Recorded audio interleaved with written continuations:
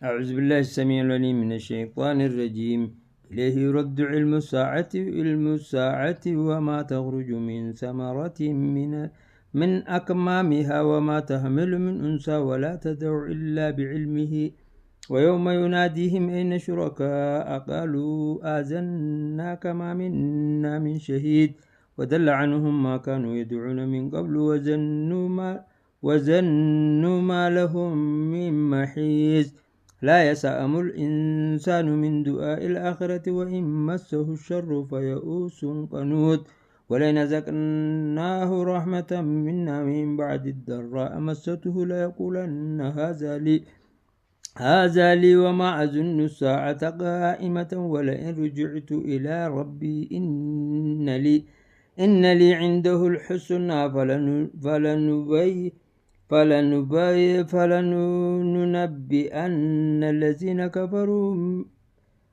فلننبئن الذين كفروا بما عملوا ولنذيقنهم من عذاب غليظ وإذا أنعمنا على الإنسان أعرض ونأى بجانبه وإذا مسه الشر فذو دعاء عارض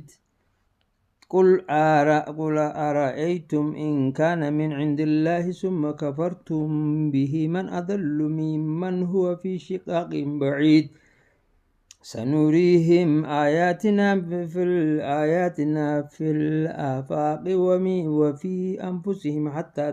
حتى يتبين لهم أنه الحق أولم يكفي بربك أنه على كل شيء شهيد ألا إنهم في مرية من لقاء ربهم ألا إنه بكل شيء محيط. بسم الله الرحمن الرحيم. حميم عين سين قاف كذلك يوحي إليك وإلى الذين من قبلك الله العزيز الحكيم له ما في السماوات وما في الأرض وهو العلي العظيم. تكاد السماوات يتفطرن من فوقهن والملائكة يسبحون بحمد ربهم ويستغفرون لمن بالأرض ألا إن الله هو الغفور الرحيم. والذين اتخذوا من دونه أولياء الله حفيظ عليهم وما أنت عليهم بوكيل. وكذلك أوحينا إليك قرآنا عربيا لتنذر أم القرى ومن حولها وتنذر يوم الجمع لا ريب فيه فريق في الجنة وفريق في السعير وإن شاء الله لجعلهم أمة واحدة ولكن يدخل من يشاء في رحمته والظالمون ما لهم من ولي ولا نصير أم اتخذوا من دونه أولياء فالله هو الولي وهو يحيي الموتى وهو على كل شيء قدير وما اختلفتم فيه من شيء فحكمه إلى الله ذلكم الله ربي عليه توكلت وإليه أنيب.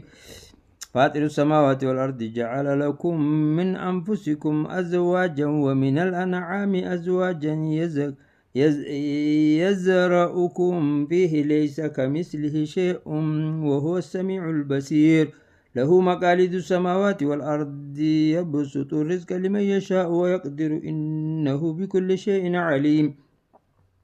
شرع لكم من الدين ما وصى به نوحا والذي أوحينا إليك وما وصينا به وإبراهيم وموسى وعيسى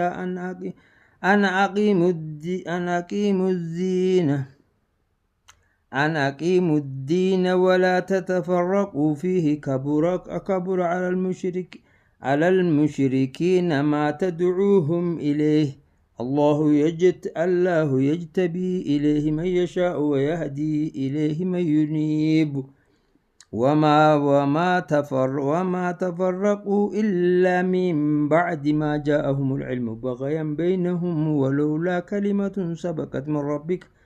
ربك إلى أجل مسمى لقضي بينهم فإن الذين أوتوا الكتاب من بعدهم لفي شك منه مريب فلذلك فادعوا واستقم كما أمرت ولا تتبع أهواءهم وقل آمنتم بما أنزل الله من كتاب وأمرت لأعدل بينكم الله ربنا وربكم لنا أعمالنا ولكم أعمالكم لا حجة بيننا وبينكم الله يجمع بيننا وإليه المسير والذين يهاجون في الله من بعد ما استجيب له حجتهم داحدة عند ربهم وعليه غضب ولهم عذاب شديد الله الذي أنزل الكتاب بالحق والميزان وما يدريك لعل الساعة قريب يستعجل بها الذين لا يؤمنون بها والذين آمنوا مشفقون منها ويعلمون أنها الحق ألا إن الذين يمارون في الساعة لفي ضلال بعيد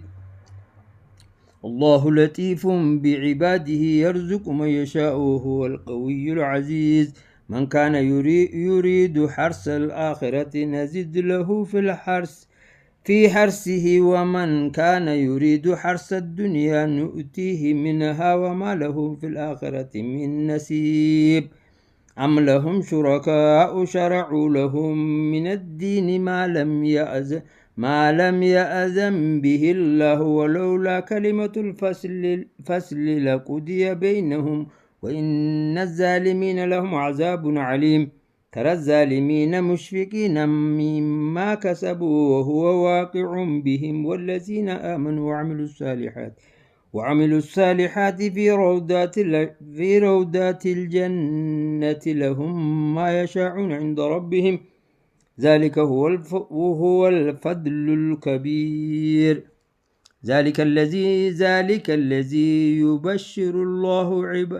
عباده الذين آمنوا وعملوا الصالحات قل لا أسألكم عليه أجرا إلا المودة في القربى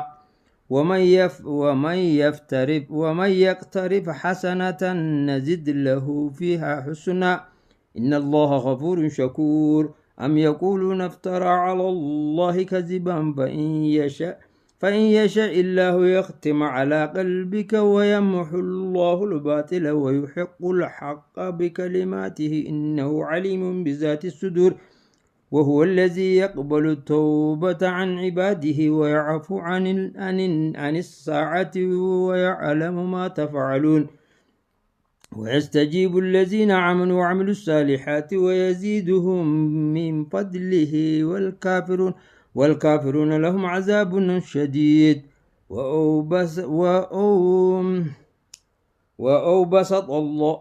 ولو بسط الله رزقا لعباده لبغوا في الأرض ولكن ينزل بقدر ما يشاء إنه بعباده لخبير بصير وهو الذي ينزل الغيث من بعد ما قنطوا وينشر رحمته وهو الولي الحميد ومن آياته خلق السماوات والأرض وما بث فيهما من دابة وهو على جمعهم إذا يشاء قدير وما أصابكم من مصيبة فبما كسبت أيديكم ويعفو عن كثير وما أنت بمعجزين في الأرض وما لكم من دون الله من ولي ولا نصير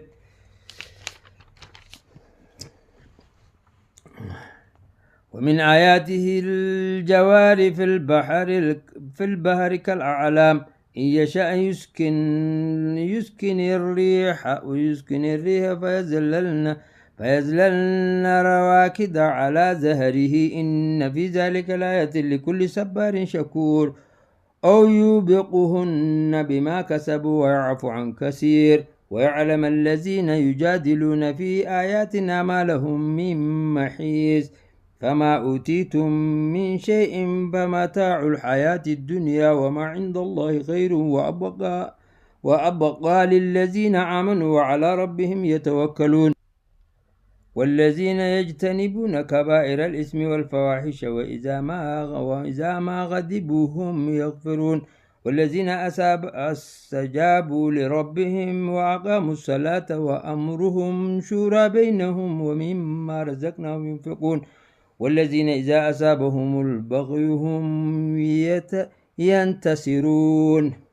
وجزاء السيئة سيئة مثلها فمن عفا وأصلح فأجره على الله إنه لا يحب الظالمين ولمن انتصر بعد ظلمه فأولئك ما عليهم من سبيل إنما السبيل على الذين يظلمون الناس ويبغون في الأرض بغير الحق أولئك لهم عذاب عليم ولمن صبر وغفر إن ذلك لمن عزم الأمور ومن يضلل الله فما له من ولي من بعده وترى الظالمين لما رأوا العذاب يقولون هل إلى مرد من سبيل وتراهم يعرضون عليها خاشعين من الذل ينظرون من طرف حفي وقال الذين آمنوا إن الخاسرين الذين خسروا أنفسهم وأهليهم يوم القيامة ألا إن الظالمين في عذاب مقيم وما كان لهم من أولياء ينصرونهم من دون الله ومن يضلل الله فما له من سبيل استجيبوا لربكم من قبل أن يأتي يوم لا مرد له من الله ما لكم من ملجأ يومئذ وما لكم من نكير وإن أعرضوا فما أرسلناك عليهم حفيظا إن عليك إلا البلاغ وإنا إذا أذقنا الإنسان منا رحمة فرح بها وإن تصبهم سيئة بما قدمت أيديهم فإن الإنسان كفور لله ملك السماوات والأرض يخلق ما يشاء يهب لمن يشاء إناثا ويهب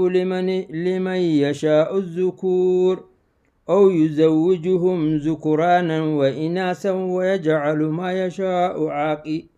يشاء عقيما إنه عليم قدير وما كان لبشر أن يكلمه الله إلا وحيا أو من وراء حجاب أو يرسل رسلا فيوحي بإذنه من يشاء إنه علي حكيم وكذلك أوحينا إليك روحا من أمرنا ما كنت تدري ما الكتاب ولا الإيمان ولكن جعلناه نورا نهدي به من نشاء من عبادنا وإنك لتهدي إلى صراط مستقيم صراط الله الذي له ما في السماوات وما في الأرض ألا إلى الله تسير الأمور بسم الله الرحمن الرحيم حميم والكتاب المبين إنا جعلناه قرآنا عربيا لعلكم تعقلون وإنه في الكتاب لدينا لعلي حكيم أفنضرب عنكم الذكر سفحا أن كنتم قوما مسرفين وكم أرسلنا من نبي في الأولين وما يأتيهم من نبي إلا كانوا به يستهزئون فأهلكنا أشد منهم بطشا ومدى مثل الأولين ولئن سألتهم من خلق السماوات والأرض ليقولن خلقهن العزيز العليم الذي جعل لكم الأرض مهدا وجعل لكم فيها سبلا لعلكم تهتدون والذي نزل من السماء ماء بقدر فأنشرنا به بلدة ميتا كذلك تخرجون والذي خلق الأزواج كلها وجعل لكم من الفلك والأنعام ما تركبون لتستووا على ظهوره ثم يذكروا نعمة ربكم إذا استويتم عليه وتقولوا سبحان الذي سخر لنا هذا وما كنا له مقرنين وإنا إلى ربنا لمنقلبون وجعلوا له من عباده جزءا إن الإنسان لكفور مبين أم اتخذ مما يخلق بنات وأصفاكم بالبنين وإذا بشر أحدهم بما ضرب للرحمن مثلا زل وجهه مسودا وهو كظيم أومن ينشأ في الحلية وهو في الخصام غير مبين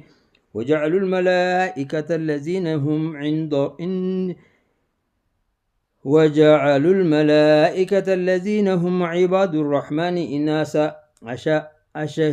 أشهدوا خلقهم ستكتب شهادتهم ويسألون وقالوا لو شاء الرحمن ما عبدناهم ما لهم بذلك من علم إنهم إلا يخرسون أما آتيناهم كتابا من قبله فهم به مستمسكون بل قالوا إنا وجدنا آباءنا على أمة وإذا على آثارهم مهتدون وكذلك ما أرسلنا من قبلك من قرية من نذير إلا قال مترفوها إنا وجدنا آباءنا على أمة وإنا على آثارهم مقتدون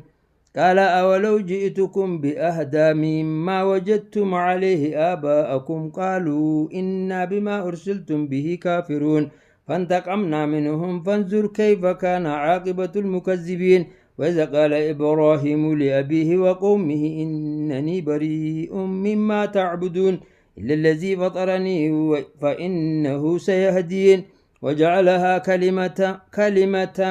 باقية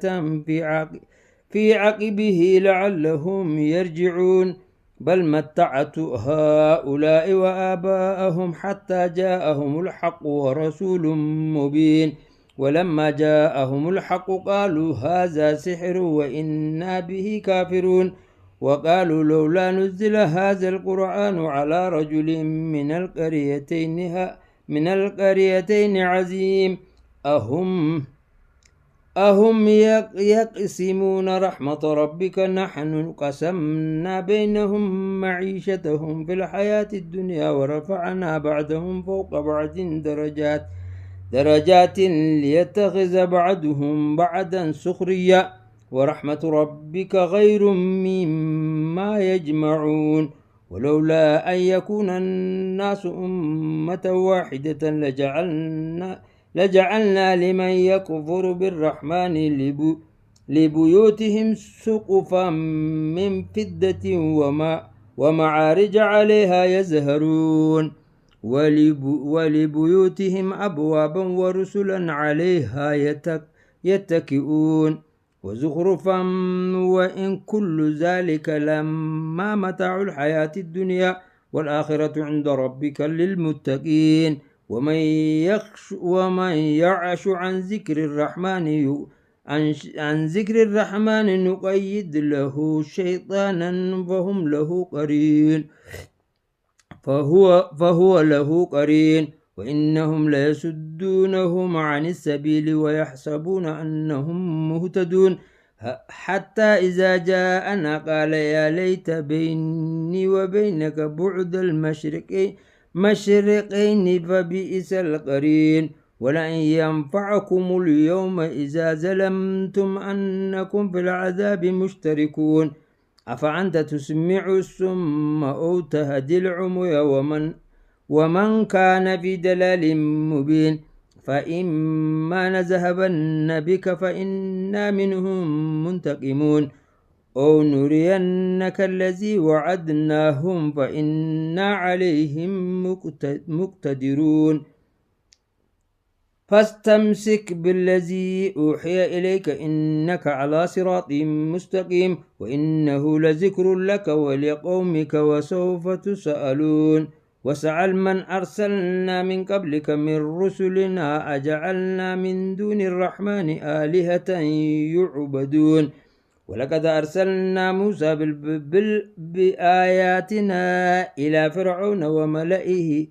وملئه فقال إني رسول رب العالمين فلما جاءهم بآياتنا إذا هم منها يضحكون وما نريهم من آيات إلا هي أكبر من أختها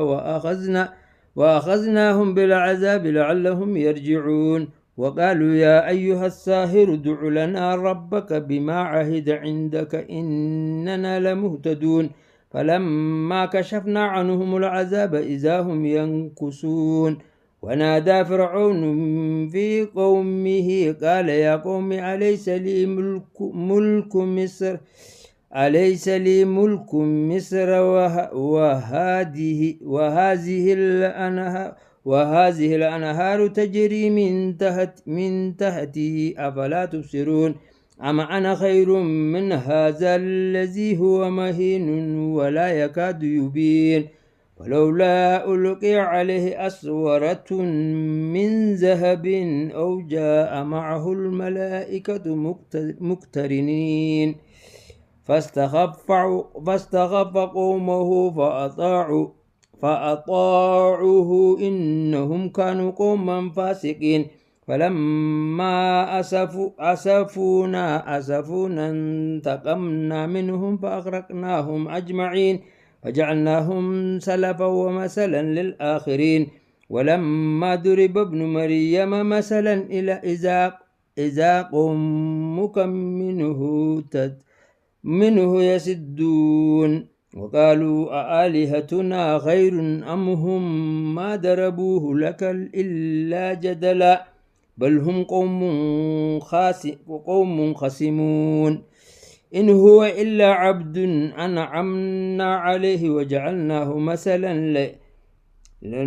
لبني إسرائيل ولو نشاء لجعلنا منكم ملائكة في الأرض يخلفون وإنه لعلم للساعة فلا تمترن بها واتبعوني هذا صراط مستقيم ولا يسدنكم الشيطان إنه لكم عدو مبين ولما جاء عيسى بالبينات قال قد جئتكم بالحكمة ولأبين لكم بعد الذي تختلفون فيه فاتقوا الله وأطيعون إن الله هو ربي وربكم فاعبدوه هذا صراط مستقيم فاختلف الأحزاب من بينهم فويل للذين ظلموا من عذاب يوم عليم هل ينظرون إلا الساعة أن تأتيهم بغتة وهم لا يشعرون الأخلاء يومئذ بعضهم لبعض عدو إلا المتقين يا عبادي لا خوف عليكم اليوم ولا أنتم تحزنون الذين آمنوا بآياتنا وكانوا مسلمين ادخلوا الجنة أنتم وأزواجكم تهبرون يطاف عليهم بسحاف من ذهب وأكواب وفيها ما تشتهيه الأنفس وتلذ الأعين وأنتم فيها خالدون وتلك الجنة التي أورثتموها بما كنتم تعملون لكم فيها فاكهة كثيرة منها تأكلون إن المجرمين في عذاب جهنم خالدون لا يفتر عنهم وهم فيه مبلسون وما ظلمناهم ولكن كانوا هم الظالمين ونادوا يا مالك ليقضي علينا ربك قال إنكم ماكثون لقد جئناكم بالحق ولكن أكثركم للحق كارهون أم أبرموا أمرا فإنا مبرمون أم يحسبون أن لا نسمع سرهم ونجواهم بلى ورسلنا لديهم يكتبون قل إن كان للرحمن ولد فأنا أول العابدين سبحان رب السماوات والأرض رب العرش عما يصفون فذرهم يغودوا ويلعبوا حتى يلاقوا يومهم الذي يوعدون وهو الذي في السماء إله وفي الأرض إله وهو الحكيم العليم وتبارك الذي له ملك السماوات والأرض وما بينهما وعنده علم الساعة وإليه يرجعون ولا يملك الذين يدعون من دونه الشفاعة إلا من شهد بالحق وهم يعلمون ولئن سألتهم من خلقهم ليقولن الله فأنى يؤفكون وقيله يا رب إن هؤلاء قوم لا يؤمنون فاصفح عنهم وقل سلام فسوف يعلمون بسم الله الرحمن الرحيم حاميم والكتاب المبين إنا أرسلناه في ليلة مباركة إنا كنا منذرين فيها يفرق كل أمر حكيم أمرا من عندنا إنا كنا مرسلين رحمة من ربك إنه هو السميع العليم رب السماوات والأرض وما بينهما إن كنتم موقنين لا إله إلا هو يحيي ويميت ربكم ورب آبائكم الأولين بل هم في شك يلعبون فارتقب يوم تأتي السماء بدخان مبين يغشى الناس هذا عذاب عليم ربنا اكشف عنا العذاب إنا مؤمنون أنا لهم الذكر وقد جاءهم رسول مبين ثم تولوا عنه وقالوا معلوم مجنون إنا كاشف العذاب قليلا إنكم عائدون يوم يبطش البطشة الكبرى إنا منتقمون ولقد فتنا قبلهم قوم فرعون وجاءهم رسول كريم أن عدوا إلي عباد الله إني لكم رسول أمين وأن لا تعلوا على الله إني آتيكم بسلطان مبين وإني عزت بربي وربكم أن ترجمون وإن لم تؤمنوا لي فاعتزلون فدعا ربه أن هؤلاء قوم مجرمون فأسر عبادي ليلا إنكم متبعون وترك البحر رهوا إنهم جند مغرقون كم تركوا من جنات وعيون وزروع ومقام كريم ونعمة كانوا فيها فاكهين كذلك وأورثناها قوما آخرين فما بكت عليهم السماء والأرض وما كانوا منذرين ولقد نجينا بني إسرائيل من العذاب المهين من فرعون إنه كان عاليا من المسرفين ولقد اخترناهم على علم على العالمين وآتيناهم من الآيات ما فيه بلاء مبين إن هؤلاء ليقولون إن هي إلا موتتنا الأولى وما نحن بمنشرين فأتوا بآبائنا إن كنتم صادقين أهم خير أم قوم تبع والذين من قبلهم أهلكناهم إنهم كانوا مجرمين وما خلقنا السماوات والأرض وما بينهما لاعبين ما خلقناهما إلا بالحق ولكن أكثرهم لا يعلمون إن يوم الفصل ميقاتهم أجمعين يوم لا يغني مولا عن مولا شيئا ولا هم ينصرون إلا من رحم الله إنه هو العزيز الرحيم إن شجرة الزقوم طعام الأثيم كالمهل يغلي في البطون كغل الجحيم خذوه فاعتزلوه إلى سواء الجحيم ثم صبوا فوق رأسه من عذاب حميم ذق إنك أنت العزيز الكريم إن هذا ما كنتم به تمترون إن المتقين في مقام عامنين في جنات وعيون يلبسون من سندس واستبرق متقابلين كذلك وزوجناهم بحور عين يدعون فيها بكل فاكهة آمنين لا يذوقون فيها الموت إلا الموتة الأولى ووقاهم عذاب الجحيم فضلا من ربك ذلك هو الفوز العظيم فإنما يسرناه بلسانك لعلهم يتذكرون فارتقب إنهم مرتقبون بسم الله الرحمن الرحيم حميم تنزيل الكتاب من الله العزيز الحكيم إن في السماوات والأرض لآيات للمؤمنين وفي خلقكم وما يبث من دابة آيات لقوم يوقنون واختلاف الليل والنهار وما أنزل الله من السماء من رزق فأحيا به الأرض بعد موتها وتسريف الرياح آيات لقوم يعقلون تلك آيات الله نتلوها عليك بالحق فبأي حديث بعد الله وآياته يؤمنون ويل لكل أفاك عسيم يسمع آيات الله تتلى عليه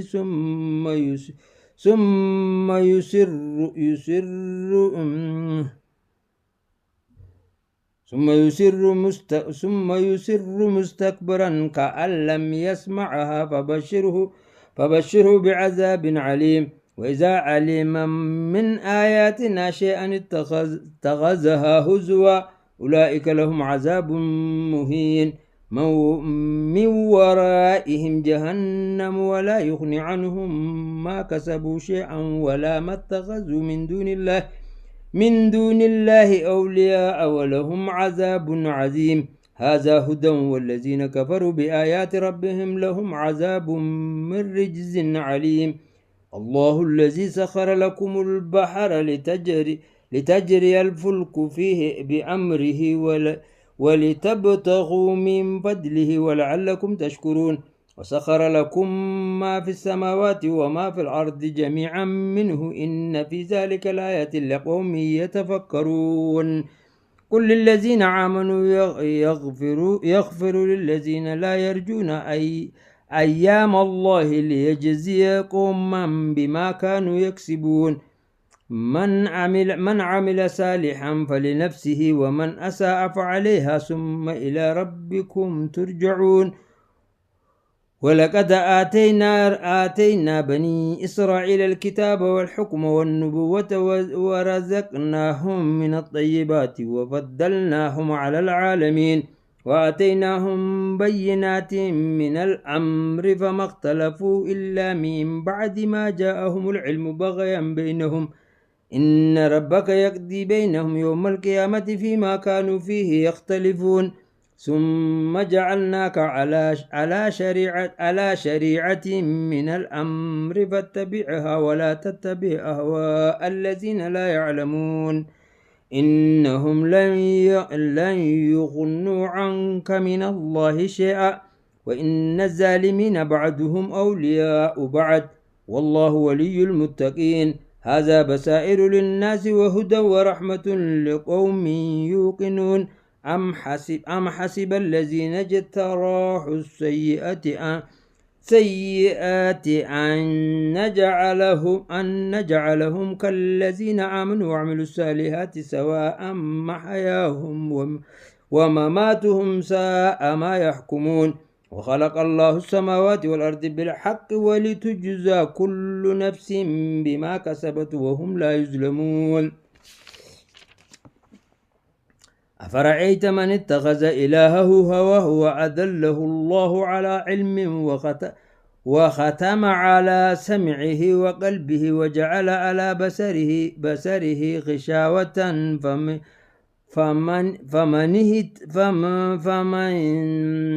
فمن يهديه من بعد الله أفلا تذكرون. وقالوا ما هي إلا حياتنا الدنيا نموت ونحيا وما يهلك إلا الدهر وما لهم بذلك من علم إنهم إلا يظنون. وإذا تتلى عليهم آياتنا بينات ما كان حجتهم إلا أن قالوا أتوا بآياتنا إن كنتم صادقين. قل الله يحييكم ثم يميتكم ثم يجمعكم إلى يوم القيامة لا ريب فيه ولكن أكثر الناس لا يعلمون. ولله ملك السماوات والأرض ويوم تقوم الساعة يومئذ يخسر المبطلون. وترى كل أمة جاسية كل أمة تدعى إلى كتابها اليوم تجزون ما كنتم تعملون. هذا كتابنا ينطق عليكم بالحق إنا كنا نستنسخ ما كنتم تعملون.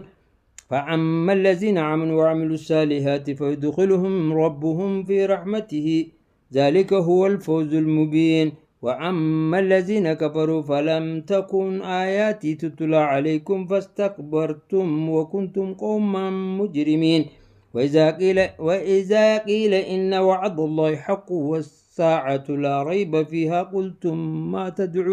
ما تدري ما الساعة إن نظن إلا ظن وما نحن بمستيقنين.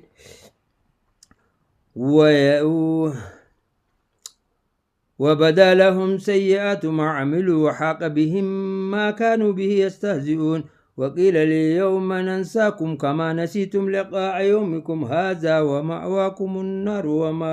وما لكم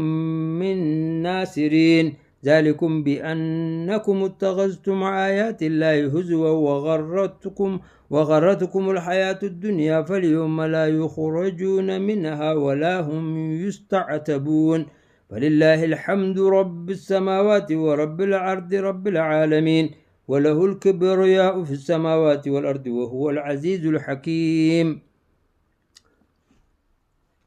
بسم الله الرحمن الرحيم. تبارك الذي بيده الملك وهو على كل شيء قدير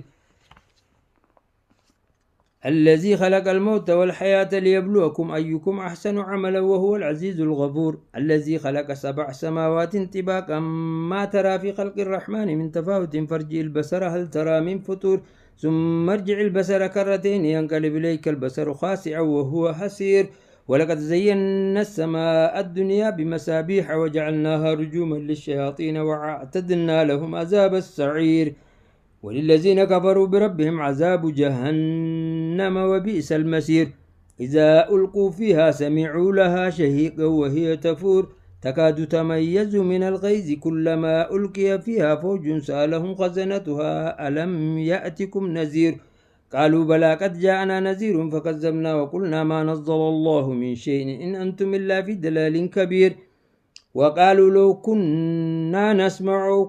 أو نعقل ما كنا في أصحاب السعير فاعترفوا بذنبهم فسحقا لأصحاب السعير. إن الذين يخشون ربهم بالغيب لهم مغفرة وأجر كبير. وأسروا قولكم أو اجهروا به إنه عليم بذات الصدور ألا يعلم من خلق وهو اللطيف الخبير. والذي جعل لكم الأرض ذلولا فامشوا في مناكبها وكلوا من رزقه وإليه النشور. أأمنتم من في السماء أن يخسف بكم الأرض فإذا هي تمور أم أمنتم من في السماء أن يرسل عليكم حاسبا فستعلمون كيف نذير ولقد كذب الذين من قبلهم فكيف كان نكير أولم يروا إلى الطير فوقهم صافات ويقبضن ما يمسكهن إلا الرحمن إنه بكل شيء بصير أمن هذا الذي هو جند لكم ينصركم من دون الرحمن إن الكافرون إلا في غرور أمن هذا الذي يرزقكم إن أمسك رزقه بل لجوا في عتو ونفور أفمن يمشي مكبا على وجهه أهدى أمن يمشي سويا على صراط مستقيم قل هو الذي أنشأكم وجعل لكم السمع والأبصار والأفئدة قليلا ما تشكرون قل هو الذي زرعكم في الأرض وإليه تحشرون ويقولون متى هذا الوعد إن كنتم صادقين قل إنما العلم عند الله وإنما أنا نذير مبين فلما رأوه زلفة سيئت وجوه الذين كفروا وقيل هذا الذي كنتم به تدعون قل رأيتم إن أهلكني الله ومن معي أو رحمنا فمن يجير الكافرين من عذاب عليم قل هو الرحمن آمنا به وعليه توكلنا فستعلمون من هو في دلال مبين قل رأيتم إن أصبح ماؤكم غورا فمن يأتيكم بماء معين بسم الله الرحمن الرحيم الحمد لله رب العالمين الرحمن الرحيم مالك يوم الدين إياك نعبد وإياك نستعين اهدنا الصراط المستقيم صراط الذين أنعمت عليهم غير المغضوب عليهم ولا الضالين آمين بسم الله الرحمن الرحيم الحمد لله رب العالمين الرحمن الرحيم مالك يوم الدين إياك نعبد وإياك نستعين اهدنا الصراط المستقيم صراط الذين أنعمت عليهم غير المغضوب عليهم ولا الضالين آمين بسم الله الرحمن الرحيم الحمد لله رب العالمين الرحمن الرحيم مالك يوم الدين إياك نعبد وإياك نستعين اهدنا الصراط المستقيم صراط الذين أنعمت عليهم غير المغضوب عليهم ولا الضالين آمين بسم الله الرحمن الرحيم قل هو الله أحد الله الصمد لم يلد ولم يولد ولم يكن له كفوا أحد بسم الله الرحمن الرحيم قل هو الله أحد الله الصمد لم يلد ولم يولد ولم يكن له كفوا أحد بسم الله الرحمن الرحيم قل هو الله أحد الله الصمد لم يلد ولم يولد ولم يكن له كفوا أحد بسم الله الرحمن الرحيم قل هو الله أحد الله الصمد لم يلد ولم يولد ولم يكن له كفوا أحد بسم الله الرحمن الرحيم قل هو الله أحد الله الصمد لم يلد ولم يولد ولم يكن له كفوا أحد بسم الله الرحمن الرحيم قل هو الله أحد الله الصمد لم يلد ولم يولد ولم يكن له كفوا أحد بسم الله الرحمن الرحيم قل هو الله أحد الله الصمد لم يلد ولم يولد ولم يكن له كفوا أحد بسم الله الرحمن الرحيم قل هو الله أحد الله الصمد لم يلد ولم يولد ولم يكن له كفوا أحد بسم الله الرحمن الرحيم قل هو الله أحد الله الصمد لم يلد ولم يولد ولم يكن له كفوا أحد بسم الله الرحمن الرحيم قل هو الله أحد الله الصمد لم يلد ولم يولد ولم يكن له كفوا أحد بسم الله الرحمن الرحيم قل هو الله أحد الله الصمد لم يلد ولم يولد ولم يكن له كفوا أحد صدق الله العظيم وبلغ بنبيك الكريم ونال ذلك من الشاهدين سيدي الرب زها خفسو خف اللين خاء هدان زها بكسو ربنا تعالى هي ذكرتنا اللي جودري